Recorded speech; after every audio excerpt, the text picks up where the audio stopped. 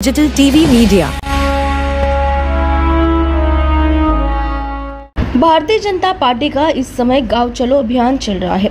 BJP नेता पंकजा मुंडे ने इस अभियान में हिस्सा लिया और वह बीड़ शहर के पास नारायण किले में गई और नगद नारायण के दर्शन किए। वहां से पोंदुल गांव के लोगों से उन्होंने बातचीत की। इस मौके पर उन्होंने ग्रामीणों से बातचीत की। ग्रामीणों ने उनका जोरदार स्वागत किया। इस मौके पर बोलते हुए पंकजा मुंडे ने अपनी भावनाएं व्यक्त की है, लेकिन उनके एक बयान की वजह से बड़ी चर्चा हो गई है। पंकजा मुंडे ने यह कहकर अपना दुख व्यक्त किया कि मेरा कोई निर्वाचन क्षेत्र नहीं बचा।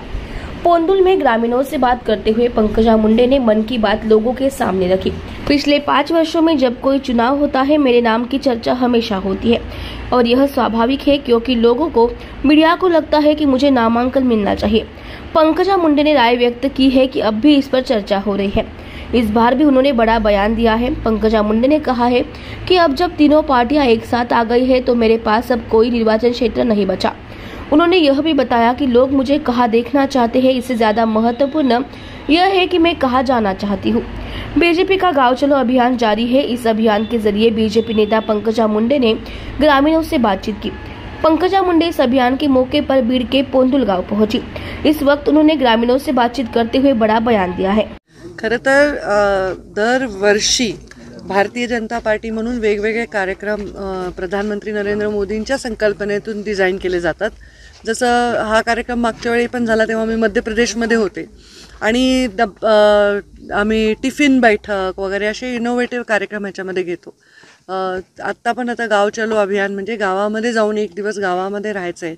माझं विमान थोडं लेट झाल्यामुळे मला उशीर झाला, तर आता गावामध्ये मी जाणार आहे। तिथे भारतीय जनता पार्टीचा चिन्ह आहे कमळ, त्याचं मागच्या वेळी ते आम्ही मुंबईमध्ये आम्ही केलं होतं। दिवार लेखन म्हणतात त्याला, ते हिंदी भाषेतलं तसंच ठेवलेलं आहे महाराष्ट्राने, तर ते करणार आहोत। मागच्या वेळी मी मुंबईत वरळीमध्ये तसं केलं होतं, आता इथे करत आहे पोंदुळमध्ये। आणि मग इथे छान आस्वाद मी घेणार आहे कार्यकर्त्याच्या घरी जेवणाचा। काही कार्यक्रम नाही, गप्पा छप्पा, कार्यकर्त्यांच्या गाठी भेटी, या ठिकाणी काही योजना झाल्या आहेत, कुणाला काय मिळाला आहे लाभ योजनांचा, ह्याच्यावर चर्चा, असा साधा सुद्धा कार्यक्रम आहे। आता एक खासदारकी म्हणजे राज्यसभेच्या खासदारकी संदर्भामध्ये मागच्या अनेक दिवसापासून चर्चा सुरू आहे। आपल्या पक्षाच्या काही नेत्यांनी सुद्धा या संदर्भात टीका टिप्पणी केलेली आहे, प्रश्नाला उत्तर दिलेत। पण टीका टिप्पणी केली, उत्तर दिली त्या प्रश्नाची की आपलं नाव त्यात आहे का? माझ्या कोणती निवडणूक गेल्या 5 वर्षात आली अशी की ज्याच्यात माझं नाव नव्हतं, सांगा बरं? कोणती विधान परिषद आली, राज्यसभा आली, त्या कोणत्याही निवडणुकीमध्ये माझं नाव नेहमी चर्चेला येतं। त्याच्यामुळे मला ह्याच्यात काही नाविन्य वाटलं नाही।